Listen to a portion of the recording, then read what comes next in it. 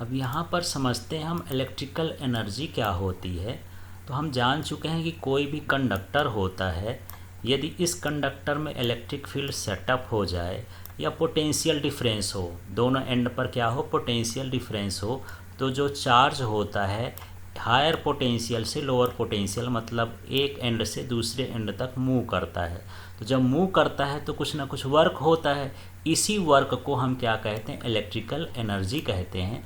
तो work done on moving charge from one end to other end of conductor. तो conductor के एक and से दूसरे एंड तक चार्ज को मूव करने में जो वर्क डन होता है उसे इलेक्ट्रिकल एनर्जी कहते हैं। अब यहाँ पर ये W equal to Q V formula कैसे आ गया, सेकेंड चैप्टर में हम पोटेंशियल डिफरेंस पढ़े थे। तो V इक्वल टू ये क्या था, W अपॉन क्यू था।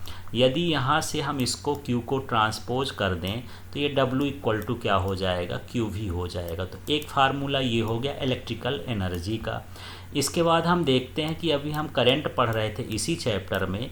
तो यहाँ पर I इक्वल टू क्या था, Q अपॉन टी। अब इस T को यदि हम ट्रांसपोज करेंगे तो Q equal to I T हो जाएगा। तो यहाँ से Q हटा दिए हैं, उसकी जगह पर क्या रख दिए हैं, आई टी रख दिए हैं। तो इस तरह से यहाँ पर ये फार्मूला भी हो गया इलेक्ट्रिकल एनर्जी का।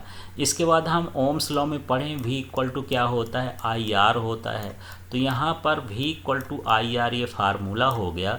यदि इस V की जगह पर हम आई आर रख दें और हमारे पास आई टी तो ये पहले से है, तो आई क्या हो जाएगा, आई स्क्वायर, और ये हो जाएगा आर टी। तो आई स्क्वायर आर टी ये हो गया।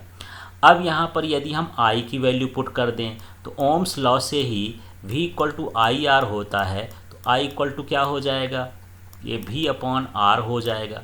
तो इस I के स्थान पर हम V अपॉन आर रख देंगे, तो ये स्क्वायर में है तो V स्क्वायर अपॉन क्या हो जाएगा, आर स्क्वायर, और इनटू में ये रहेगा तो एक आर इससे कैंसिल हो जाएगा। तो इस तरह से V स्क्वायर टी, ये टी तो बचा ही है, V square T upon R आ जाएगा। तो इलेक्ट्रिकल एनर्जी का ये फार्मूला है। और किसी भी एनर्जी का जो एसआई यूनिट होती है वो क्या होती है, जूल। इसकी भी एसआई यूनिट क्या होती है, जूल होती है।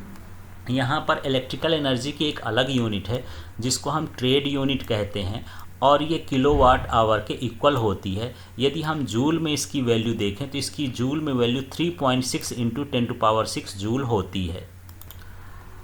अब समझते हैं इलेक्ट्रिकल पावर।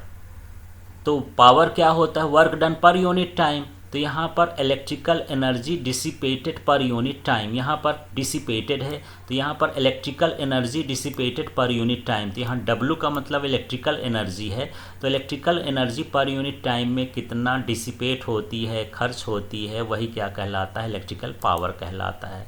अब इसका फार्मूला तो W अपॉन टी भी हो गया, लेकिन यहाँ W equal to V I T है, अपॉन में यहाँ T होता है, इसलिए इसके अपॉन में यदि हम T रख देंगे तो ये T कैंसिल हो जाएगा। तो ये फार्मूला बन जाएगा पावर का V इंटू आई।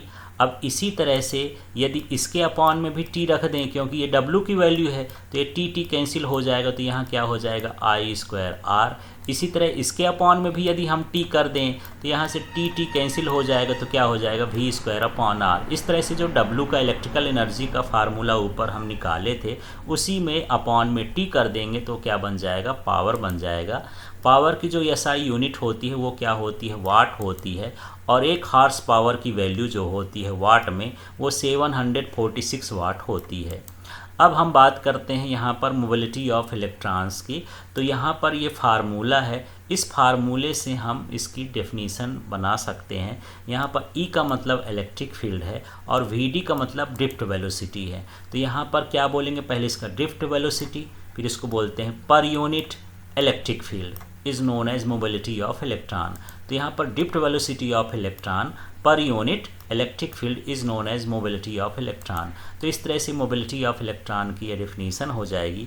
यदि हम इसके एसआई यूनिट की बात करें तो यहाँ पर एसआई यूनिट देख लीजिए, जो वेलोसिटी है, वेलोसिटी की जो एसआई यूनिट होती है मीटर पर सेकेंड होती है, और ये जो इलेक्ट्रिक फील्ड है, इलेक्ट्रिक फील्ड का होता है वोल्ट पर मीटर। तो ये मीटर जो है ऊपर जाके ये हो जाएगा मीटर स्क्वायर, यहाँ ये एस नीचे आ जाएगा तो V इंटू एस हो जाएगा। तो इस तरह से मीटर स्क्वायर पर वोल्ट सेकेंड इसकी एसआई यूनिट हो जाएगी मोबिलिटी ऑफ इलेक्ट्रॉन की। अब हम अगली बात कर लेते हैं करंट डेंसिटी की। तो यहाँ पर जो करंट डेंसिटी है इस फार्मूले से हम डिफाइन कर सकते हैं। तो ये तो करंट है और ये एरिया क्रॉस सेक्शनल एरिया है और यहाँ पर इसको पर यूनिट बोलते हैं। तो यहाँ पर हो जाएगा the current flowing per unit cross sectional area of conductor is known as current density. तो ये होता है J equal to I upon A. यदि हम इसको ड्रिफ्ट वेलोसिटी से रिलेट करें तो I की वैल्यू होती है NEAVD। यहाँ पर ड्रिफ्ट वेलोसिटी और करंट का हम रिलेशन निकाल चुके थे ऊपर। यहाँ पर ये करंट है, ये डेंसिटी ऑफ इलेक्ट्रॉन है, चार्ज ऑन इलेक्ट्रॉन है, क्रॉस सेक्शनल एरिया है, ये ड्रिफ्ट वेलोसिटी है। तो यहाँ पर I अपॉन ए है तो यहाँ पर अपॉन में ए कर देंगे तो ए कैंसिल हो जाएगा तो ये हो जाएगा NEVD। इसका मतलब है कि जो करंट डेंसिटी होती है और ये ड्रिफ्ट वेलोसिटी होती है ये डायरेक्टली प्रोपोर्शनल होते हैं। ये वेक्टर क्वांटिटी होती है, जबकि करंट जो होता है स्केलर होता है और जो करंट डेंसिटी होती है वो वेक्टर क्वांटिटी होती है।